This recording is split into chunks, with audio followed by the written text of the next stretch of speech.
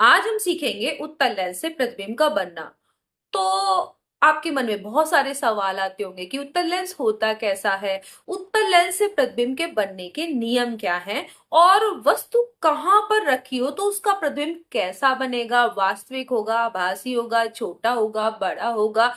तो इसे बिल्कुल भी रटने या याद करने की जरूरत नहीं है। अगर आपको नियम पता हो तो आप आसानी से किसी भी स्थिति में वस्तु रखी हो तो उसका प्रतिबिंब बना सकते हैं। तो चलिए इसको शुरू करते हैं, देखते हैं कि उत्तल लेंस से हर स्थिति में वस्तु अगर रखी है तो कैसे प्रतिबिंब बने। सबसे पहले हम ये देखते हैं कि उत्तल लेंस होता कैसे है। तो उत्तल लेंस इस तरीके का होता है। आप ये मैं एक चित्र बना रही हूं उत्तल लेंस का। तो यहाँ पर देख रहे हैं कि ये बीच में क्या होता है, मोटा। यहाँ पर देखिए ये बीच में मोटा है और किनारों पे क्या है, पतला। ठीक है, तो ये आपका है पतला और यहाँ बीच में कैसा है, मोटा। तो ये इस तरीके का उत्तल लेंस आपका होता है। तो ये है आपका उत्तल लेंस यानी कॉन्वेक्स। कॉन्वेक्स लेंस इंग्लिश में इसको कहते हैं। तो ये बीच में मोटा और किनारों पर पतला होता है। अब ये बनता कैसे है तो इसको भी बता।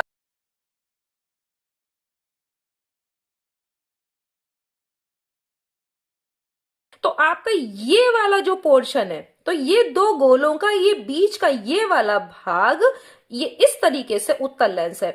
अब ये देखिए ये वाला इसी तरीके का है। ये जो बीच वाला पोर्शन आप देख रहे हैं, आप इस वाले इसका अगर मान लीजिए सेंटर को हम C1 मान लेते हैं और इस वाले इसका C2 मान लेते हैं, तो ये कहलाते हैं इस लेंस के लिए। ये जो उत्तल लेंस आपको दिख रहा है यानी कॉन्वेक्स लेंस, इस लेंस के लिए ये C1 है वक्रता केंद्र और C2 ये दोनों क्या है, वक्रता केंद्र। क्या कहलाते हैं, वक्रता केंद्र। अब इसको समझ लेना जरूरी है कि ये टर्म्स क्या है। ये है वक्रता केंद्र। तो कितने वक्रता केंद्र होते हैं, चूंकि ये दो गोले से के भाग से मिलकर बना है तो इसमें कितने वक्रता केंद्र होंगे, दो वक्रता केंद्र होंगे। इस वाले गोले का के लिए ये जो सेंटर है इसका ये C1 यानी वक्रता केंद्र कहलाएगा और ये C2 ये दूसरे वाले का जो है वो क्या है, सेंटर है दूसरे वाले गोले का। तो इनको हम वक्रता केंद्र कहते हैं। अब अगर इन्हीं को ही C1 C2 इससे मिलाती हुई एक रेखा खींच दी जाए ऐसे करके, तो वो कहलाता है, ये देखिए ऐसे मिलाती हुई रेखा खींचेंगे तो ये कहलाता है मुख्य अक्ष। तो ये टर्म्स आप जान लीजिए। तो ये हो गया आपका मुख्य अक्ष। अब हम दूसरा एक बना लेते हैं ताकि हम और टर्म्स को भी जान पाए। तो एक मैं ऐसे ही बना रही हूं, आप लोग स्केल से बनाइएगा तो थोड़ा और अच्छा हो जाएगा, बनेगा। तो ये मैं अ, अंदाजन बना रही हूं। तो ये आपका, अब आपको मैंने वैसे ही जैसे बताया था, इस गोले के लिए जो सेंटर है, ये अगर जिसका ये भाग है इसके लिए तो ये मान लेते हैं C1 और इधर क्या है आपका C2। ठीक है, और आपको ये मैंने क्या बताया था, ये है आपका मुख्य अक्ष हो गया और ये C1 और C2 क्या है, वक्रता केंद्र। अब अगर इसको इस तरीके से आप डॉटेड लाइन से सीधा इसके ये जो है इनको मिला दीजिए इस तरीके से डॉटेड लाइन से, तो जो यहां पर ये कट कर रहा है तो ये बिंदु कहलाता है प्रकाशिक केंद्र। इसको O से लिखते हैं, ये क्या है, प्रकाशिक केंद्र। ठीक है, ये हो गया। अब आपको ये भी समझ में आ गया होगा कि ये प्रकाशिक केंद्र कहलाता है। प्रकाशिक केंद्र O से ये C1 के जितनी दूरी है उसकी आधी दूरी पर होता है F, फोकस। ठीक है, तो यहां पर C1 है पहले वाले जिसका कि ये भाग है, ये गोले का कटा हुआ भाग, तो ये हो गया C1 के लिए, ये F1 हो गया। ठीक है, तो फोकस ये कहलाता है फोकस। ठीक है, पहले वाले के लिए तो प्रकाशिक केंद्र से फोकस तक की दूरी, यहां तक की दूरी कितनी क्या कहलाएगी, फोकस दूरी। यहां से यहां तक की दूरी क्या कहलाएगी, फोकस दूरी। ठीक है, जो किसकी आधी है, O से C1 के आधी ये है, तो ये आधी और ये आधी, तो ये यहां तक जो हो गया, तो ये एफ का यहां से ओ से एफ तक यानी जो दूरी है उसका ये दूरी जो हो गई वो यहां से दुगनी हो गई। ठीक है, तो इसको हम C1 को 2F1 भी लिख सकते हैं, क्योंकि ये एक दूरी उतनी ही ये भी दूरी है, तो दुगनी हो गई। यहां पर C1 को 2F1 भी लिख सकते हैं। इसी तरीके से यहां पर भी एक फोकस यानी दो फोकस होंगे F2, क्योंकि दो वक्रता केंद्र है तो यहां पे भी, और यहां C2 को हम क्या और लिख सकते हैं, या लगा दे रहे हैं, यहां पे लिख सकते हैं 2F2, क्योंकि जितना ये दूरी है उतनी ही ये भी दूरी है, तो ये दुगनी हो गई। ठीक है, तो यहाँ 2F2, तो ये हो गया फोकस, ये प्रकाशिक केंद्र, ये फोकस, तो दो फोकस, दो आपके वक्रता केंद्र है ना, ये बीच वाला प्रकाशिक केंद्र और ये मुख्य अक्ष। फिर से देख लेते हैं कि क्या है। तो एक ये उत्तल लेंस है जो कि बीच में मोटा, किनारों पर पतला है। ये लाइन जो है आपकी मुख्य अक्ष कहलाती है। ये F1 फोकस, और ये क्या है, वक्रता केंद्र, जिसको कि हम 2F1 भी लिख सकते हैं, क्योंकि ये जो दूरी से यहां तक की दूरी क्या है, दुगनी है, क्योंकि ये वाली दूरी जितनी है उतनी ही ये भी है, तो ये 2F1 हो गया। यहां पर F2 और ये C2, यानी दो फोकस, दो वक्रता केंद्र, एक प्रकाशिक केंद्र, एक मुख्य अक्ष। अब ये हो गया आपका उत्तल लेंस। ठीक है, और इसमें जो टर्म्स हैं, अब है प्रतिबिंब बनने के नियम।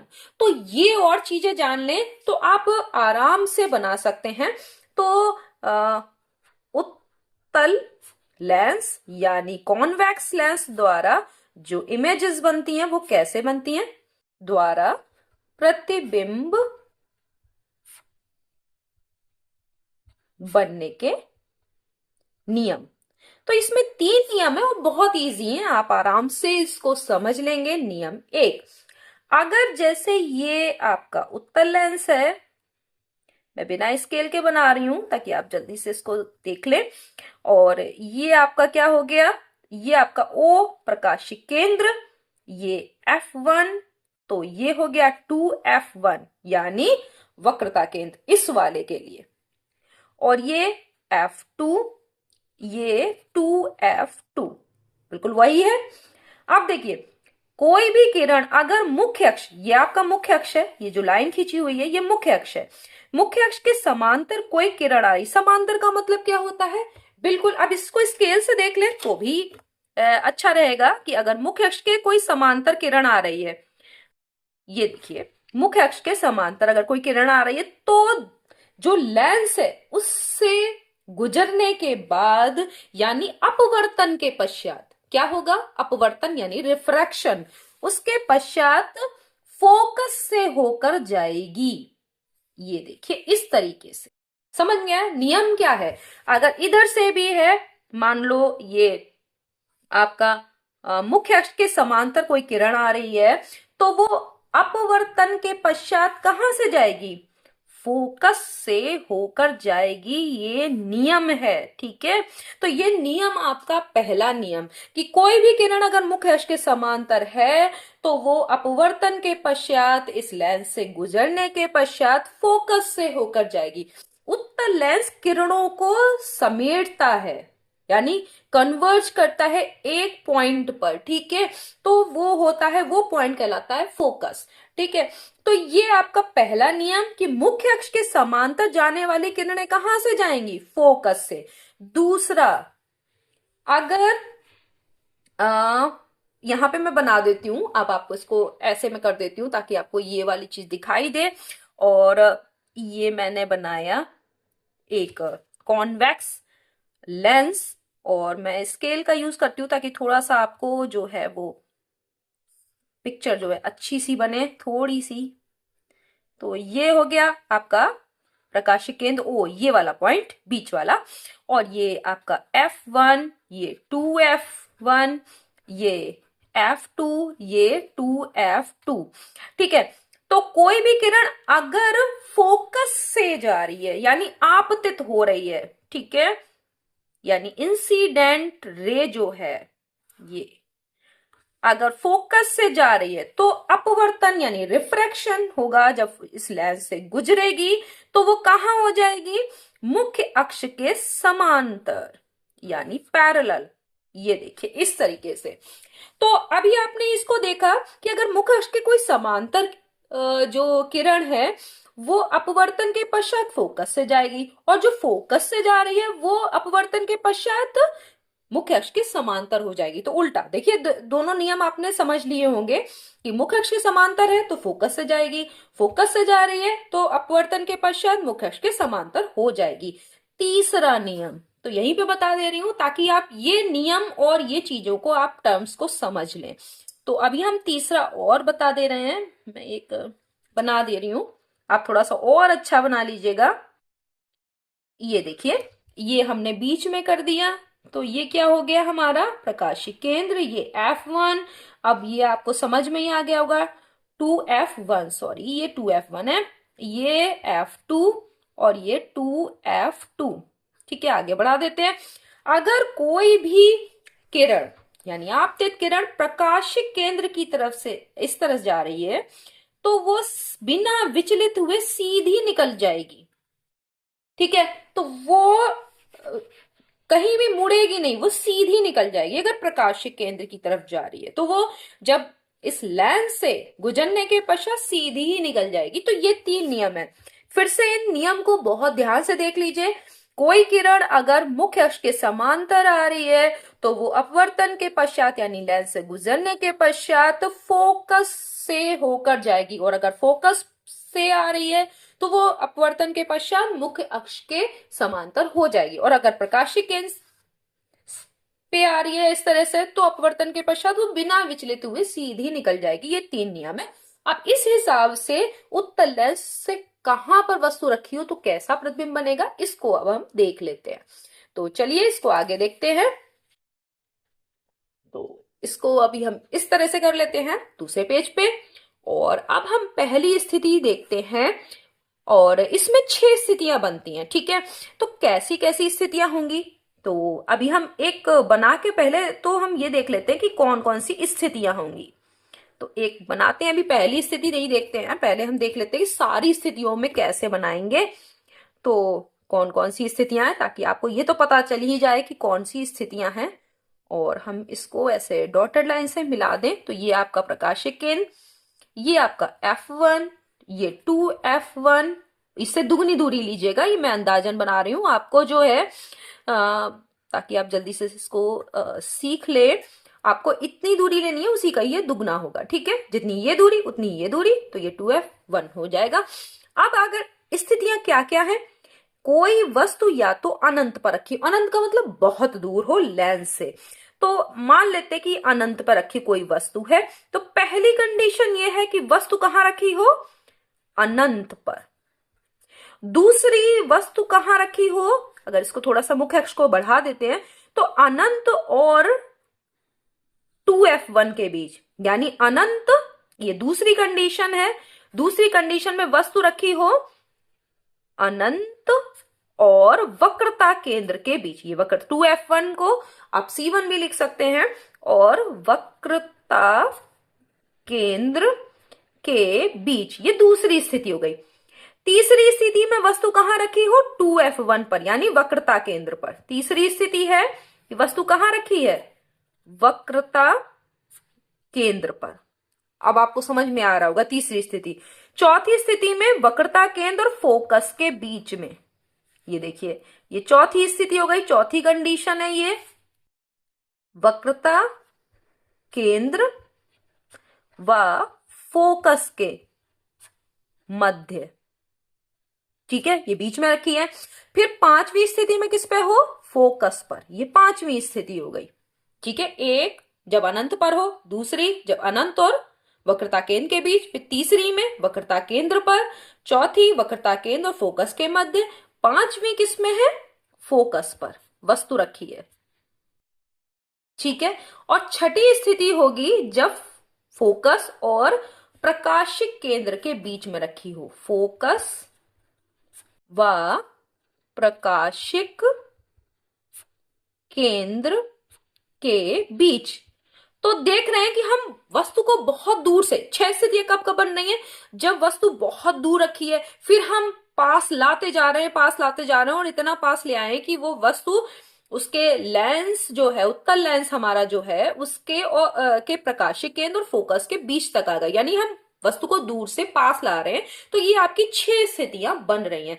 अब इन स्थितियों में उन नियम के अनुसार, 3 नियम, 3 नियम से कौन कौन से थे, जो कि मुख्य अक्ष के समांतर अगर कोई किरण है तो वो अपवर्तन के पश्चात फोकस से जाएगी, और अगर कोई फोकस से आ रही है तो वो मुख्य अक्ष के समांतर हो जाएगी, प्रकाशिक केंद्र वाली सीधी निकल जाएगी। तो ये तीनों नियम से अब हम इन स्थितियों में प्रतिबिंब को बनाना सीखेंगे।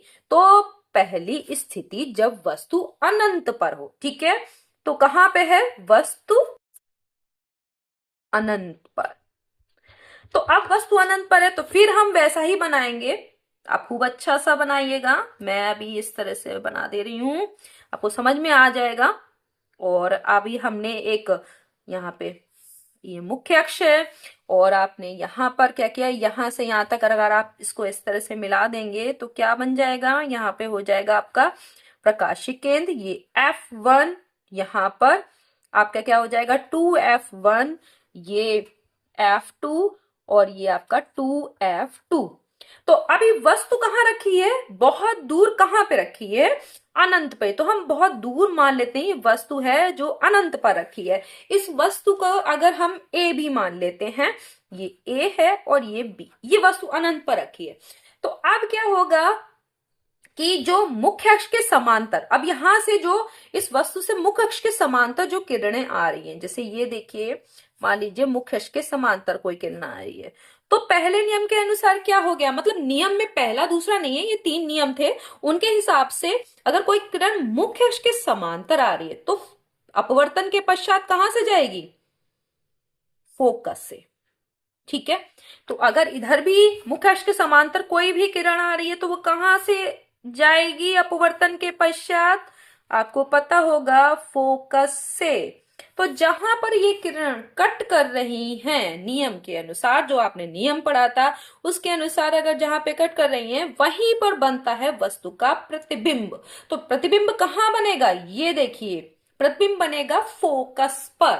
तो अनंत पर रखी अगर वस्तु है तो उसका प्रतिबिंब कैसा बनेगा, फोकस पर। क्योंकि दूसरी तरफ बनना, जिधर वस्तु है उसके दूसरी तरफ बनना, तो प्रतिबिंब कैसा होगा, वास्तविक प्रतिबिंब होगा। जहां पर कि ये किरणें अपवर्तन के पश्चात मिल रही हैं तो प्रतिबिंब कैसा होगा, वास्तविक, ठीक है। कैसा होगा, बिंदु के रूप में, और कहां पे बनेगा, फोकस पर। तो बहुत छोटा होगा, है ना, बहुत छोटा, कैसा, बहुत छोटा, यानी बिंदु के रूप में, बिंदु के रूप में फोकस पर। कहां बनेगा, देखिए आपका F2 पे बन रहा है कि नहीं, फोकस पर। और उल्टा, अब यहां दिखाई नहीं दे रहा कि ये उल्टा है, लेकिन ये उल्टा बनेगा अगर इससे बहुत ज्यादा जूम किया जाए। दूसरी स्थिति भी यहीं पर देख लेते हैं कि अब दूसरी स्थिति में क्या था। देखिए यहां दूसरी स्थिति क्या थी, जब अनंत और वक्रता केंद्र के बीच में हो। तो चलिए इस वाली स्थिति को देखते हैं और फिर इसको बनाने की कोशिश करते हैं। तो यहाँ पे मैं एक बना लेती हूं उत्तल लेंस, यानी कॉन्वेक्स लेंस, और इसको हम इसका खींचेंगे मुख्य अक्ष, और ये हो गया आपका ओ प्रकाशिक केंद्र, ये F1, ये 2F1, ये F2, और ये आपका हो गया 2F2। तो वस्तु कहाँ रखी है, तो यहां हम लोग वस्तु को रख लेते हैं, ये वस्तु रख गई। अब अगर एक किरण मुख्य अक्ष के समांतर जा रही है तो वो अपवर्तन के पश्चात, यानी इस लेंस से गुजरने के बाद कहां जाएगी, नियम आपको याद होगा, वो फोकस से होकर जाएगी। ये हो गया। और आपको पता था कि अगर, नियम आपको याद होगा कि अगर कोई प्रकाशिक केंद्र से जा रही है तो वो सीधी निकल जाएगी। तो चलिए अगर इस वस्तु का नाम भी रख लेते हैं ए बी, जैसे हमने पहले रखा था। और अब अगर देखिए ये यहां पर पॉइंट है जहां प्रकाशिक केंद्र है, ये देखिए, और इससे अगर जाएगी तो वो कैसे जाएगी, सीधी निकल जाएगी। तो अभी हम इसको ऐसे यहां से मिला देते हैं। ये देखिए, ये सीधी निकल गई। तो ये दोनों कट कहाँ कर रही हैं, हम किसी दूसरी स्केच से इसको दिखा देते हैं कि प्रतिबिंब कहाँ बन रहा है। ये देखिए, कट यहां पर कर रही है, कट कर रही है ना। तो यहां पर अगर देखें तो प्रतिबिंब जिस तरफ है उस तरफ नहीं, उल्टा बन रहा है। ये देखिए, ये है हमारा बी डैश ए डैश, उल्टा बन रहा है कि नहीं बन रहा है। और वस्तु से आपको दिख रहा होगा कि वस्तु से छोटा बन रहा है, और चूंकि उसके दूसरी तरफ बन रहा है जिधर वस्तु रखी है, तो ये वास्तविक है। कैसा बनेगा, वास्तविक उल्टा, वस्तु से छोटा। और कहां कहां बन रहा है देखो, फोकस, ये रहा फोकस, और ये वक्रता केंद्र। तो फोकस और वक्रता केंद्र के मध्य। फोकस तो आपको याद करने की कहीं जरूरत है, कहीं इसमें कुछ नहीं, बस आप जहां आप इन दोनों को कट करें वहीं पे देख लीजिए और पता चल रहा होगा कि आपका ये फोकस है, ये वक्रता केंद्र है। तो फोकस और वक्रता केंद्र के मध्य या बीच, ठीक है। तो ये दोनों स्थितियां आपको समझ में आ गई होंगी। अब हमारी तीसरी स्थिति क्या थी कि वक्रता केंद्र पर अगर हमारा जो वस्तु है वो वक्रता केंद्र पर हो। तो चलिए, इसको हम लोगों ने देख लिया, इसको इस तरफ रख देते हैं। और हम जो है वो अगली तीसरी वाली स्थिति को देखेंगे। तो आपको समझ में आ रहा होगा, ये मेरी नहीं चल रही, तो अभी हम दूसरी से कर लेते हैं, काम चलाते हैं। और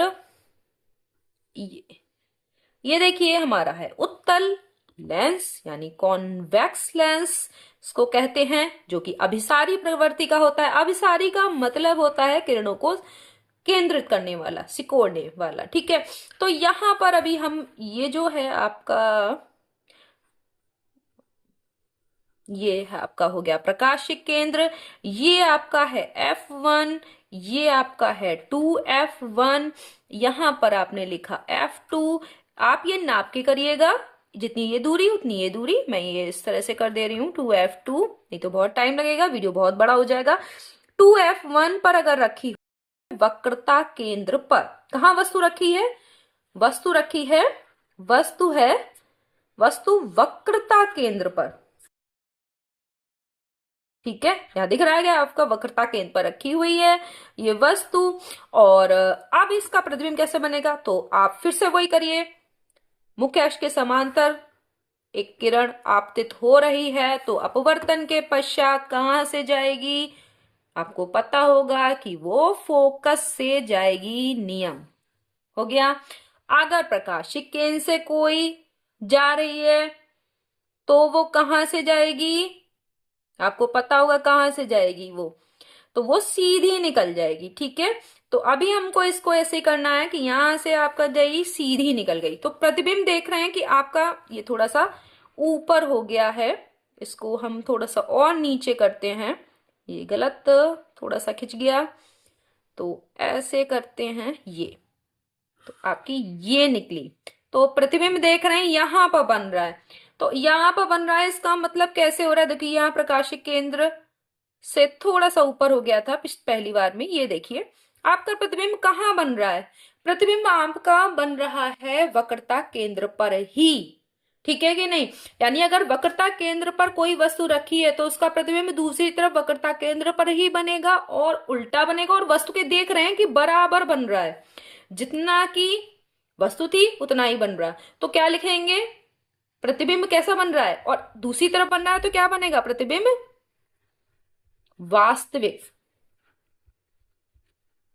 और कैसा, उल्टा, और कैसा, वस्तु के बराबर। तो कुछ करना नहीं हो रहा, बस आपको नियम पता हो, बस उसके बाद आप जहां पर वो किरण एक दूसरे से मिलेंगी वहीं पे आपको प्रतिबिंब दिखाई दे जाएगा कि यहाँ प्रतिबिंब कैसा बन रहा है, वस्तु के बराबर बन रहा है, उल्टा बन रहा है ना। और कहाँ बन रहा है, वक्रता केंद्र पर। तीसरी स्थिति, चौथी में भाई, अब इधर हम क्या कर रहे हैं, अनंत से वस्तु को इस लेंस के पास ला रहे हैं। अगली स्थिति क्या होगी? तो अगली स्थिति फिर से बनाते हैं, और ये आपकी अगली स्थिति अब कहाँ होना चाहिए? अब आपको पता होगा कि कहाँ अगली बार में।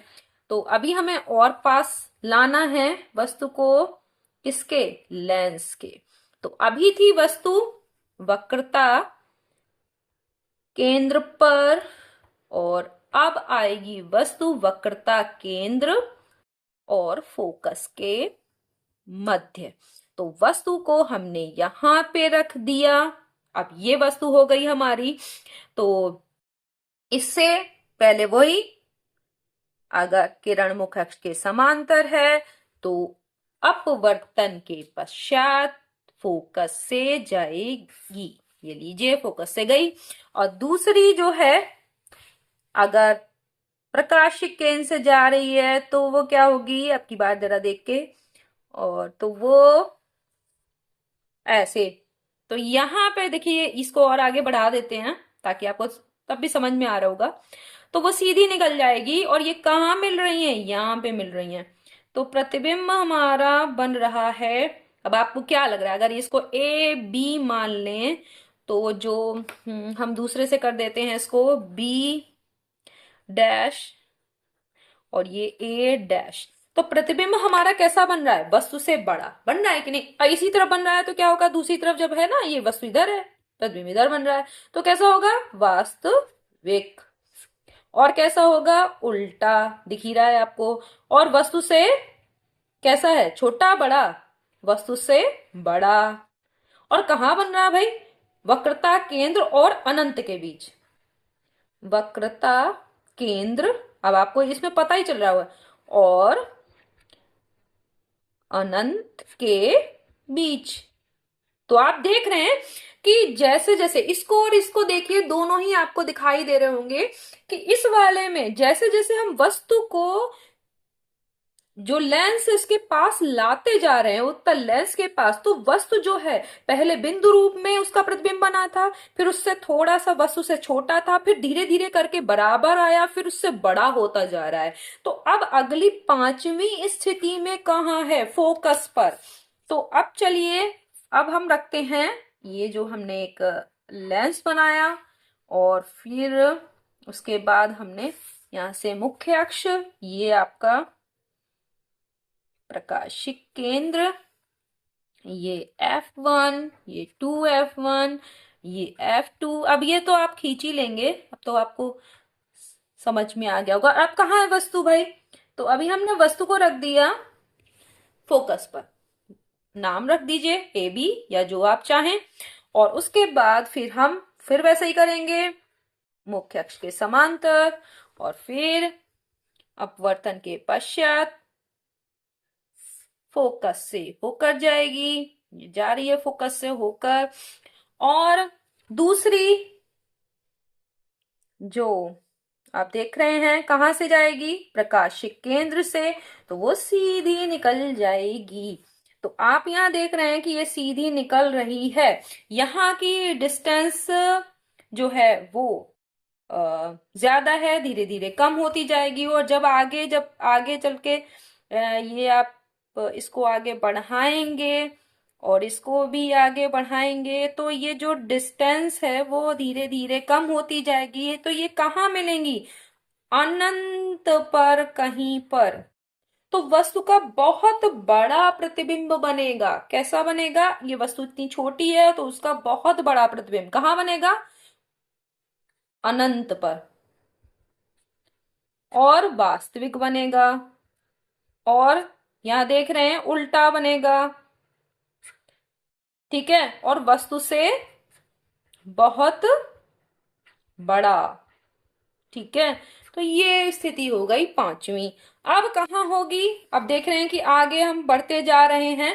अब हम फोकस और प्रकाशिक केंद्र के बीच में रखेंगे। तो ये छठी लास्ट स्थिति है आपकी, जो आप देख रहे हैं।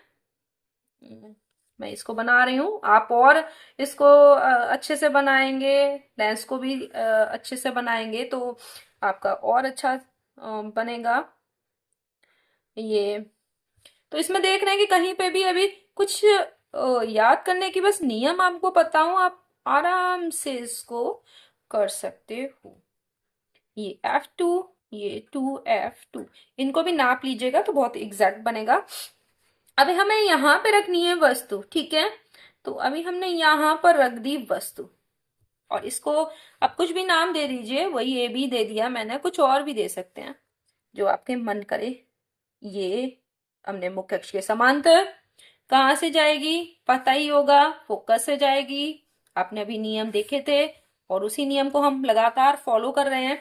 दूसरा, प्रकाशिक केंद्र से, तो भी हम प्रकाशिक केंद्र से वो किधर निकलेगी, सीधी निकल जाएगी। तो भाई ये इधर गई, सीधी निकल गई। अब यहां पर देख रहे हैं कि ये फैल रही है। अगर ये फैल रही है, ये देखिए, अगर ये फैल रही है, इसका मतलब है कि ये पीछे कहीं जाके मिले तो है नहीं। तो अगर यहां नहीं मिलेगी तो फिर किधर मिलेगी, जिधर वस्तु रखी है उसी तरफ मिलने की संभावना है। मिलने की यानी है मिलती हुई प्रतीत होगी। इसका मतलब क्या है कि प्रतिबिंब अगर उसी तरफ है तो ये क्या बनेगा, आभासी। आभासी यानी जिसे पर्दे पर प्राप्त ना कर सकें। तो ये प्रतिबिंब इस तरह से, अगर हम इसको आगे डॉटेड लाइन से, आभासी को इस तरह से दिखाते हैं डॉटेड लाइन से, तो अगर हम इस तरह से दिखा रहे हैं, इसको थोड़ा और आगे बढ़ा लेते हैं, तो यहां पर कहीं प्रतिबिंब बनेगा। तो ये जहां ये मिल रहा है इसको भी डॉटेड, आभासी को हमेशा डॉटेड से दिखाते हैं। तो देख रहे हैं ये ए डैश बी डैश, तो ये प्रतिबिंब कैसा बन रहा है, आभासी। पहले तो यही लिख लीजिए, प्रतिबिंब की प्रकृति क्या है, आभासी है। और दूसरा क्या है, वस्तु से कैसा दिख रहा है, छोटा या बड़ा, बड़ा। वस्तु से थोड़ा बड़ा है, ज्यादा बड़ा है ना, वस्तु से बड़ा। और कैसा दिख रहा है, सीधा। जो वास्तविक प्रतिबिंब है वो सब कैसे बन रहे हैं, उल्टे। और जो ये आभासी प्रतिबिंब है वो कैसा बन रहा है, सीधा। तो आपको समझ में आ रहा होगा कि किस तरीके से हम ये जो उत्तल लेंस है इससे सारी स्थितियों को हम कैसे दिखा सकते हैं। तो आपने सारी स्थितियां अभी तक देख ली कि उत्तल लेंस से कौन कौन सी 6 स्थितियां होती हैं, और उसमें बस नियम को एक फॉलो करना है और आप दिखाते जाएंगे। तो अनंत पे अगर कोई वस्तु होगी तो वो जब अनंत से लेंस की तरफ आएगी तो वस्तु का प्रतिबिंब क्या होगा, धीरे धीरे बड़ा होता चला जाएगा, ठीक है। और जब यहाँ फोकस और प्रकाशिक केंद्र के बीच में वस्तु रखी होगी बहुत पास, तो फिर क्या होगा, उसका आभासी प्रतिबिंब होगा। बाकी पांचों स्थितियों में प्रतिबिंब जो है वो वास्तविक बनेगा। तो ये थी उत्तल लेंस से जो प्रतिबिंब जो बनते हैं उनकी 6 स्थितियां। नेक्स्ट वीडियो में हम अवतल लेंस कैसा होता है और अवतल लेंस से कौन कौन सी स्थितियां होती हैं जिसमें प्रतिबिंब बनता है और कैसे बनता है और उसके नियम क्या हैं, तो ये चीज को हम सीखेंगे। तब तक के लिए धन्यवाद।